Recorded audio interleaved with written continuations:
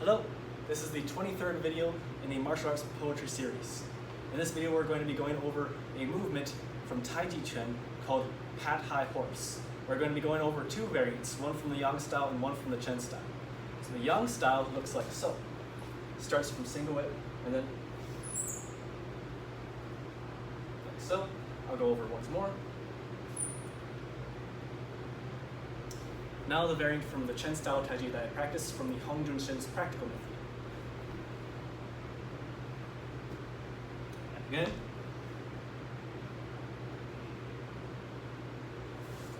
So this is a poetry that's often misunderstood, much like poetry of Wild Horse Parts Main. Whereas in Wild Horse Parts Main, the mistake is that the people think that it's talking about the people parting the horse's mane, and the actuality is that the wild horse is parting its own mane. In this poetry, they think, especially with the Yang style variant, they think they're next to the horse and they're patting it. But instead, you're actually riding the horse. This is where the key principle comes into play. You're riding the horse and you're on the saddle and you're pushing downwards on the saddle in order to get a better view of the horizon. That's what it's actually trying to convey. So the movement in the Chen style more conveys this, because it's like you're pushing down on the saddle, so you're trying to get a better view. Although in the movement we sink downwards rather than push ourselves up, but we're trying to get this imagery of downwards force. Whereas in the Yang style variant,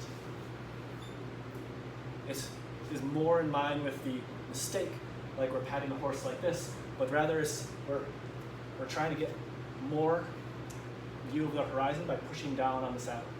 So you have to try and think about it like this.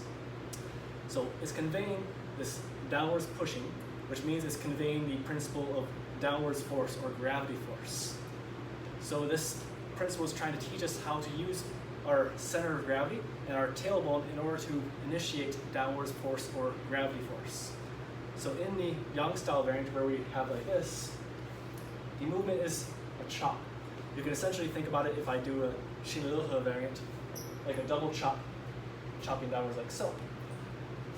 It's very much the same. This has got this pulling action and this chopping downwards. Now to get the power there, because you don't want to rise as you're having this chopping downwards force because you'll be fighting your force entirely. You want to instead think, lower your tailbone, lower your center of gravity.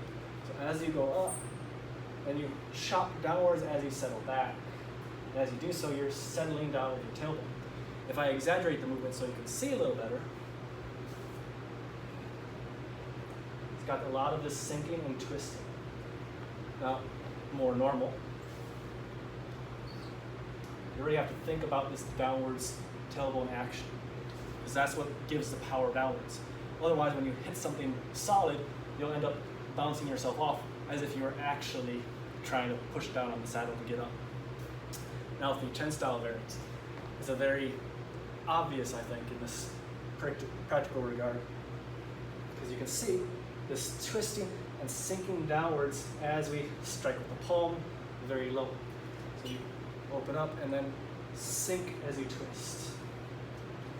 So it's all meant to teach this downwards force and this gravity force, and the principle of lowering the tailbone and lowering the center of gravity with these movements, with these strikes. So think about this. The pat high horse, you're not patting the horse on high, you're high on the horse and you're patting the saddle in order to get a better view of the horizon. Thank you very much. See you in the next video.